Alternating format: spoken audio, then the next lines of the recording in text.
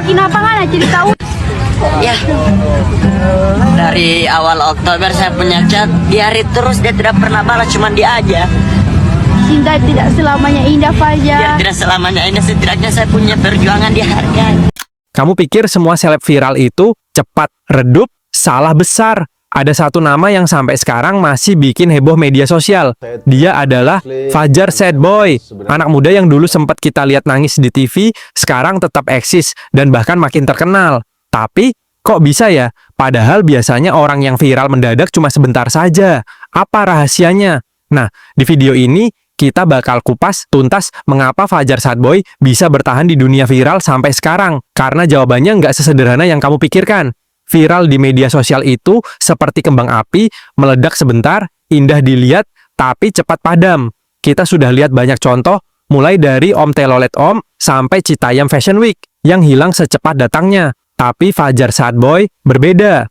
Muncul pertama kali dengan gaya polos dan ekspresi patah hati yang ikonik, dia sukses memikat hati netizen.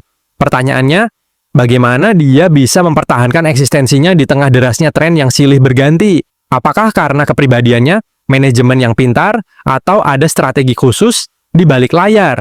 Nah, di video ini kita akan membedah satu persatu faktor yang membuatnya tetap relevan dan terus dibicarakan orang. Salah satu alasan kenapa Fajar Sad Boy masih bertahan adalah karena dia punya karakter unik yang sulit ditiru. Dari cara bicara yang polos, ekspresi wajah yang jujur, hingga gaya berpakaiannya yang apa adanya, semua itu menciptakan persona yang mudah diingat. Di era digital, autentisitas adalah mata uang paling berharga. Penonton sekarang sudah pintar membedakan mana yang dibuat-buat dan mana yang asli. Fajar berhasil menunjukkan dirinya tanpa filter berlebihan, membuat orang merasa dekat, bahkan seolah kenal pribadi. Inilah yang membuat penonton mau terus mengikuti perkembangannya, karena mereka merasa melihat teman lama yang sedang menjalani kehidupannya. Kalau kita perhatikan, akun media sosial Fajar Sad Boy nggak pernah sepi.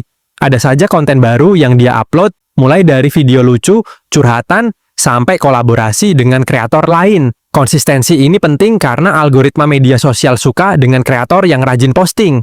Selain itu, dengan rutin muncul di timeline orang, Fajar terus mengingatkan publik bahwa dia masih ada.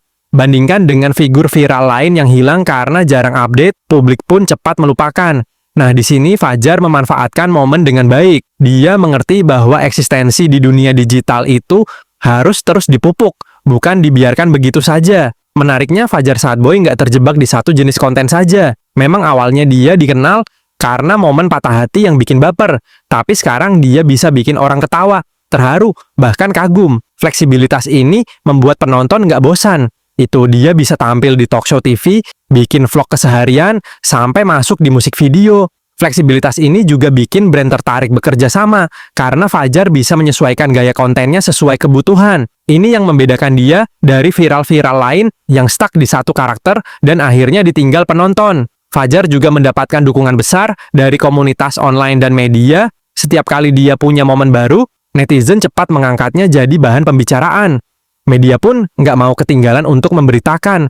Kombinasi ini menciptakan siklus perhatian. Setiap ada berita tentang Fajar, publik kembali mengingat dirinya. Apalagi, dia punya interaksi yang baik dengan fans. Komentar dibalas, DM kadang dijawab, dan dia sering bikin live untuk ngobrol langsung. Hal ini membuat fans merasa dihargai dan semakin loyal.